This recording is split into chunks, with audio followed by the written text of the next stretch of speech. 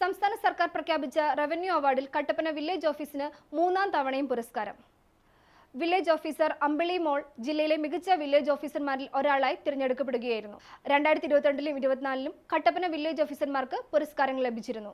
ഇത് 3ാം തവണയാണ് കട്ടപ്പന വില്ലേജ് ഓഫീസർമാരെ ഇടുക്കി ജില്ലയിലെ മികച്ച വില്ലേജ് ഓഫീസർമാരായി തെരഞ്ഞെടുക്കുന്നത്. 2022ൽ റവന്യൂ അവാർഡിൽ ഇടുക്കി ജില്ലയിലെ മികച്ച വില്ലേജ് ഓഫീസറായി Kattappana village officer Jaison J ഒഴികേലിനെയാണ് തെരഞ്ഞെടുത്തത്. 2024ൽ MJ ജോർജ് കുട്ടിയും തെരഞ്ഞെടുക്കപ്പെട്ടു.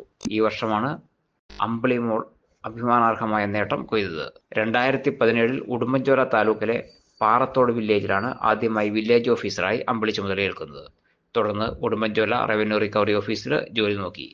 തുടർന്ന് ജന്മനാടായ ഇരട്ടയാർ വില്ലേജ് ഓഫീസറായി. 2 വർഷങ്ങൾക്ക് ശേഷം ഇടുക്കി താലൂക്കിലെ കട്ടപ്പനയിലെ ഭൂപതി ഓഫീസിലെ റവന്യൂ ഇൻസ്പെക്ടറായി ജോലി ചെയ്തു.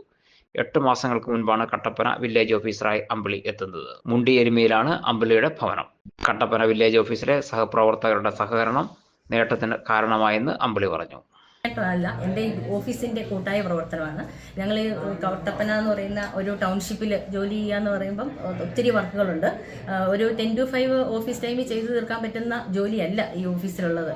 അപ്പം നമുക്ക് നമ്മുടെ ജില്ലാ ഭരണകൂടത്തിൽ നിന്ന് തന്നെ സ്പെഷ്യൽ പെർമിഷൻ തരുന്നിട്ടുണ്ട്. രാവിലെ 8:30 തൊട്ട് രാവിലെ 10 മണി വരെ എക്സ്ട്രാ ടൈം വർക്ക് ചെയ്യാനും, അതുപോലെ വൈകുന്നേരം 5:15 തൊട്ട് 8 മണി വരെ വർക്ക് ചെയ്യാനും പ്രത്യേക അനുമതി നൽകി. അങ്ങനെ ഞങ്ങൾ ഇവിടെ ഇരുന്ന് എല്ലാവരും, നമ്മുടെ കൂടുതലും ലേഡി സ്റ്റാഫുകളാണ്, എല്ലാവരും ഒരേപോലെ നിന്ന് ഈവൻ സന്ധ്യ ആകുന്നതും വരെ ഇരുട്ടുന്നതും വരെ ഓഫീസിൽ വർക്ക് ചെയ്തിട്ടാണ് ഞങ്ങൾക്ക് അന്നത്തെ ജോലികൾ ചെയ്തു തീർക്കാൻ സാധിക്കുന്നത്.